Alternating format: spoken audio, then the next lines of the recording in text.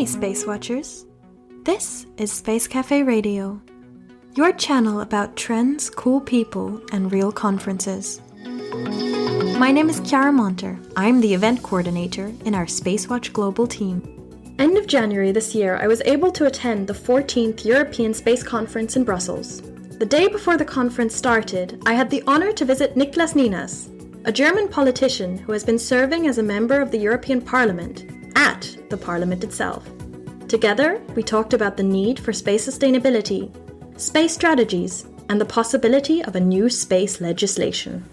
Thank you so much, Niklas, for joining us for this Space Cafe Radio.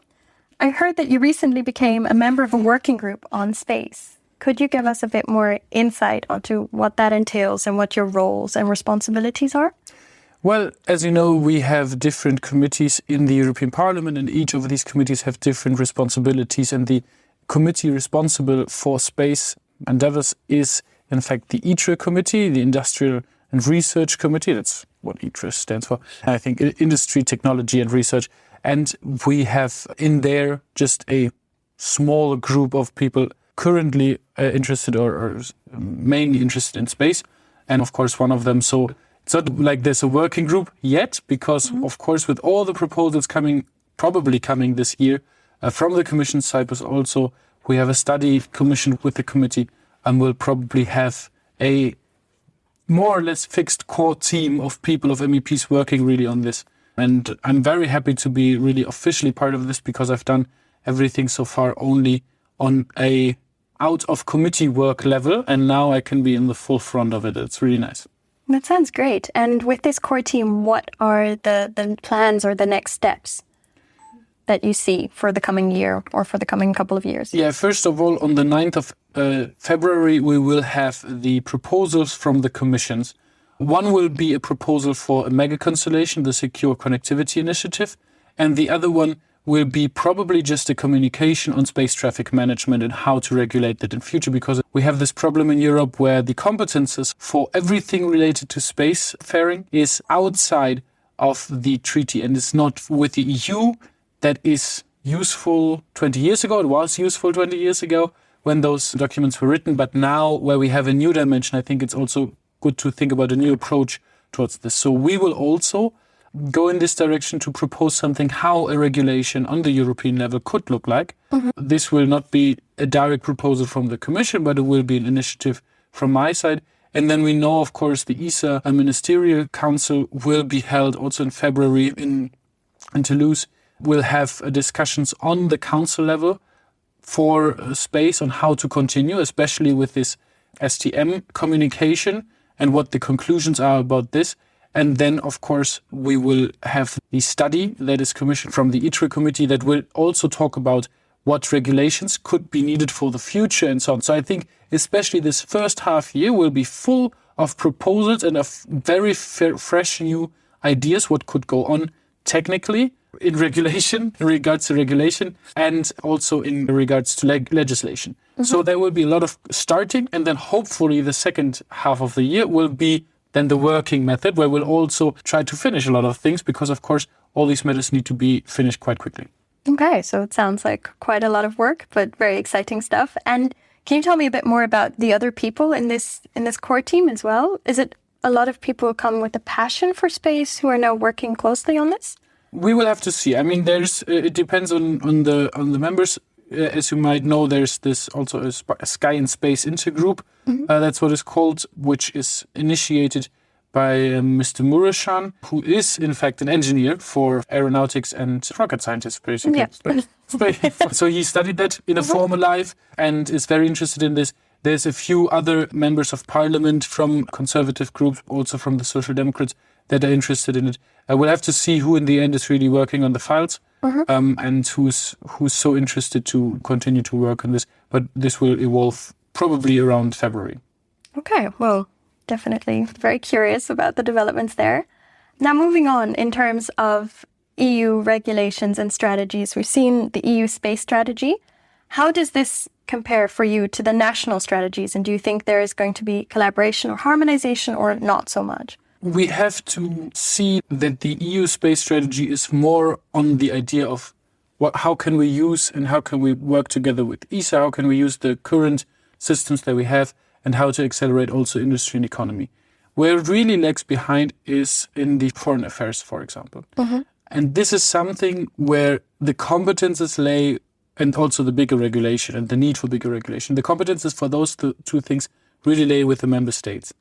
However, we have to ask the question whether it's so smart to have it laid down with the member states. We all know that there's a long discussion in the European Union concerning the comprehensiveness of foreign policy, and to ensure that in foreign policy and in security policy, we always speak with one voice, which is not always true, because it's very difficult situations, but we all want an easier foreign approach.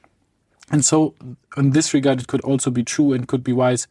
And I think it is very wise to work on this front together, and then also on how to secure the infrastructure that we have against different threats. May it be the debris problem or also solar storms, or as well as warfare methods, where I'm really afraid that people are, we saw this with multiple members of the United Nations shooting down their own satellites to just prove that they can. And I'm afraid that this trend will continue, and that they don't realize that this could really end everyone's endeavors in space, because too much destruction means too much debris, means more destruction for everyone. And in the end, we'll all just lose. So we need a real diplomacy of peace in space to ensure that we can use it for the next years as well. Indeed, yeah. So if I understand you correctly, you do see that there's quite a need for a common space strategy in order to get everyone on the same page? Absolutely. I think we need it very badly, which is true for multiple aspects. It is true for the format of private entities, how to ensure that with questions of liability, with questions of how starts are registered, how frequencies are distributed, and all of this, we need a better regulation and a coherent regulation that makes it sure for every private citizens who want to start a new space company, for example, that they have clarity on how to act throughout all over Europe, that you can work together throughout the borders without having question, okay, do I then have to follow different rules if I'm working together with a company from Luxembourg or from the Netherlands or from Poland or anything like that. Then on the other hand, on the international level, we have to ensure safety and defense of the infrastructure. Again, with defense not meant as we need to shoot down other stuff, but really ensure that there's no threat for the infrastructure as a whole. And for that, we need also international rules, I believe, on how to continue with, for example, mining. This is not yet a topic because it's technically not feasible at the moment. However, it will be in the future, and we really have to think about how we treat that. And if, for example, the proposal from the Americans that has been proposed within the Artemis Accords is the way forward, I doubt that. I think that we can have better alternative solutions in which we as Europeans can really set a dent and can really show in which direction we want the world to go with this. And for that, we need a common strategy, and we need to do it together. It's really important. Now, a bit of a hypothetical, because we're talking about setting rules and regulations on a common standard, looking at governance arrangements and how to set this up. How do you see this, in your opinion? Who should decide on these matters? Because, of course, you have some states and some companies that hold a lot more power when it comes to space, but should it be space for all? The power always derives from the people, I believe. This is the democratic principle that we stand for, and therefore it cannot be that first comes, first served. So we can have Wild West situation where just you go into space, you set your claim, you extract whatever you want, and you leave, and you can set the rules. No, this is not a dictatorship in space, nor is it feudalism in space. What we need is democracy.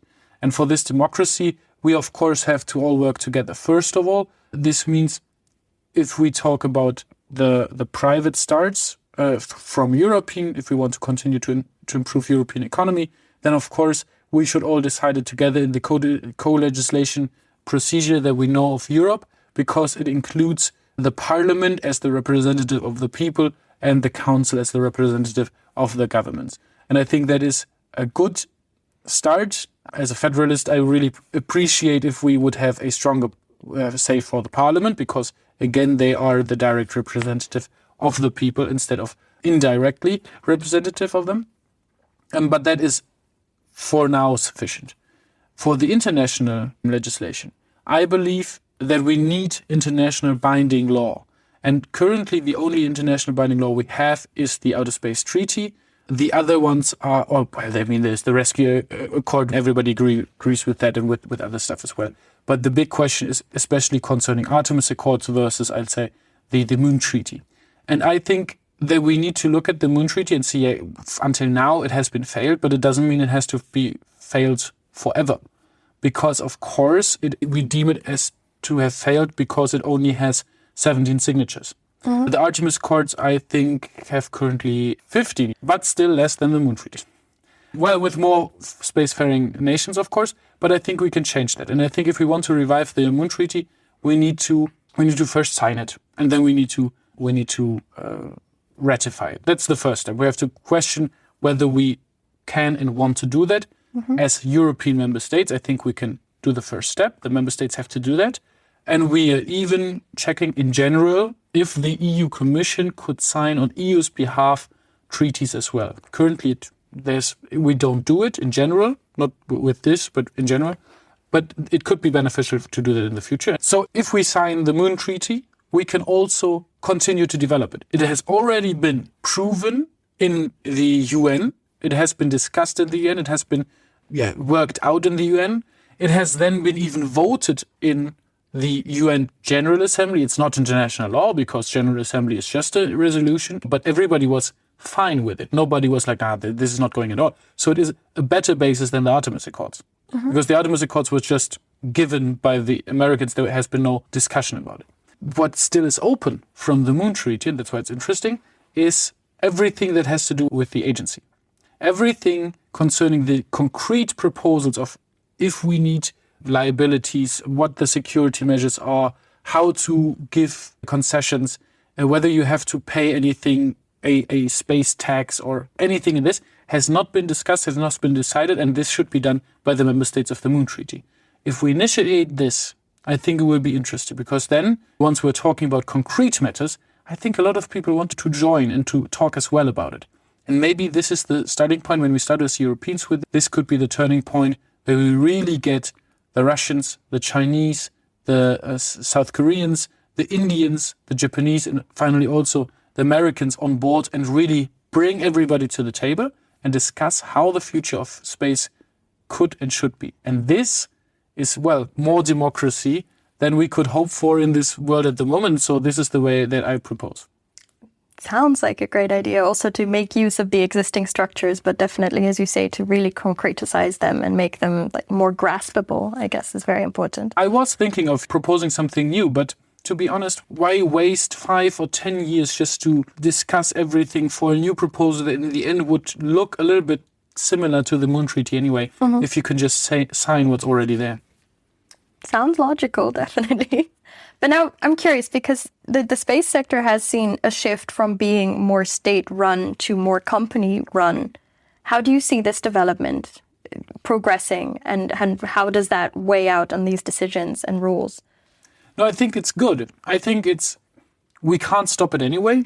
And also this benefits the state or institutionalized spacefaring anyway. If we reduce the cost for launches and for satellites, this also benefits, of course, the researchers and everything that we gain from it. So we should encourage it in a certain way. I don't want to have too much waste in orbit. This is why we need to talk about space debris and about sustainability also in space. But I think we should encourage it. But as in every market, which are private-driven, the rules come from the society. The rules we decide as society. Most companies are mini dictatorships in the market, right? It's the CEO says we're going this direction and then they'll go this direction. There's no democracy. That's why we need democratic structures from the state. Those are the rules set. This is the level playing field, as some want to call it. And then the companies can act accordingly to that. Okay. Now, you mentioned space sustainability, and I'm just curious because listening to a lot of talks and reading some articles, the view is mostly on how does space contribute to Earth's sustainability, or how does space contribute to climate change? But now you also mentioned space debris as being an issue. So do you see that there is a dialogue also about the sustainability in space that is prevalent? Or is it more space to Earth? I think both, because we have always to reason why we're using space, and we're using a lot of resources when we're shooting satellites up and using them continuously. And we have to reason why we're doing that. And fast internet might be nice, satellite TV, yeah, that's cool. A little bit GPS has a lot of reasons for that. But it's always like, we don't absolutely need it. It's a little bit luxury, right?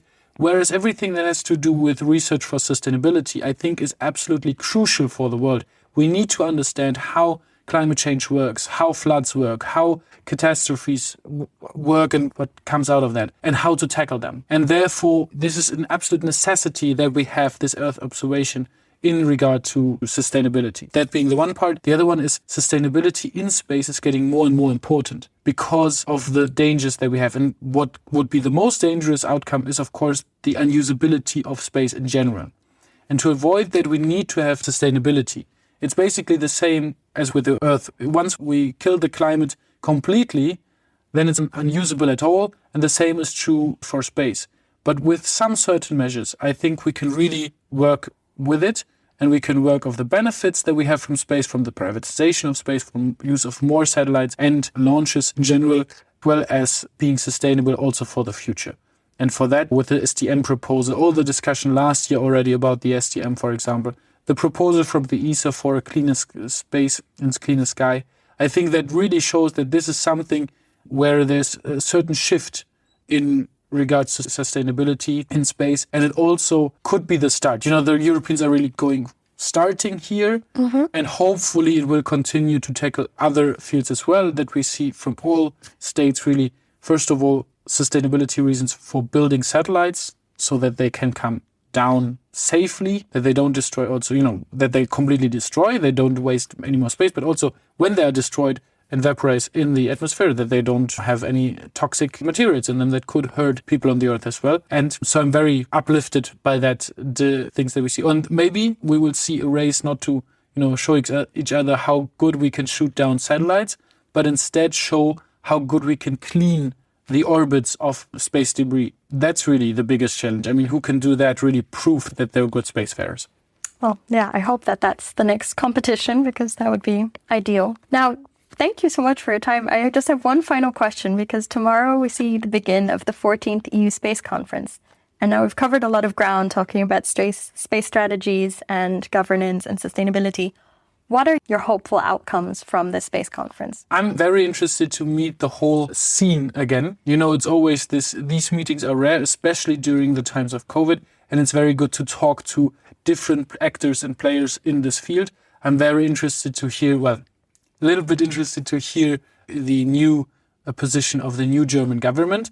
I already, of course, know in which direction we're going, but I'm really interested to see Anna Christmann on stage and how the people will react to her and see the discussion revolving around that.